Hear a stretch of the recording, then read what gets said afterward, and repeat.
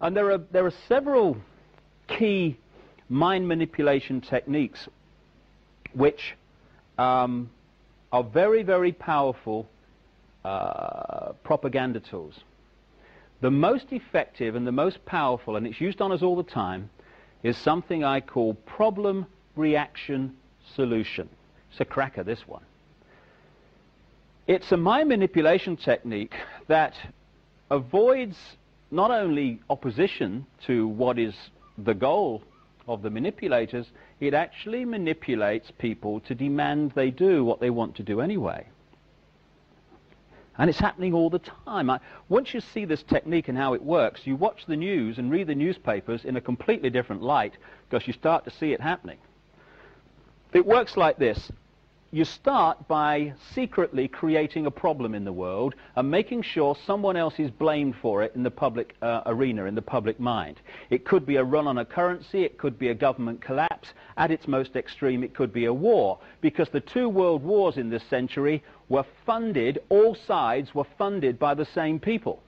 Provable. The same people that funded the Allies in the Second World War and funded the Soviet Union also funded Hitler.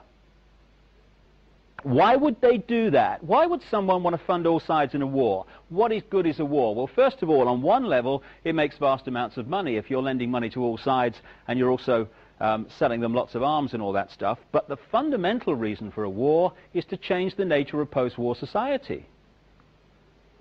And what we saw in the First World War and the Second World War were massive global examples of problem-reaction-solution, which work like this. The problem's created secretly.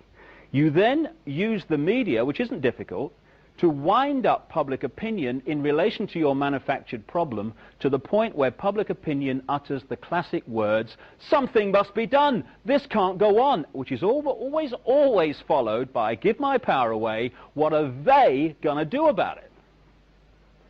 And at that point, those who created the problem and got someone else to be blamed for it wound up that public reaction, then openly in the public arena, in the parliaments of the world, in the newspapers and on the television, offer the solutions to the problems they have created. And in doing so, they get vast numbers of people to demand what they want to do anyway. For instance, if you want more cameras in the streets, crikey, they're going up all over the place in Britain. If you want more cameras in the streets, you want a more armed police force, you want more authoritarian laws, greater erosions of freedom, and you want the public to demand you do it, then get the public frightened of crime. Either let society break down so there is more crime, or emphasize crime to be worse than it really is in some areas.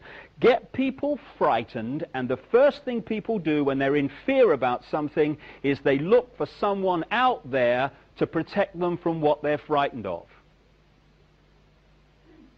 So, get people frightened that they're going to be burgled, get people frightened they're going to be mugged in the street, and they'll demand you take the freedoms away. They'll demand cameras in the streets and more authoritarian laws.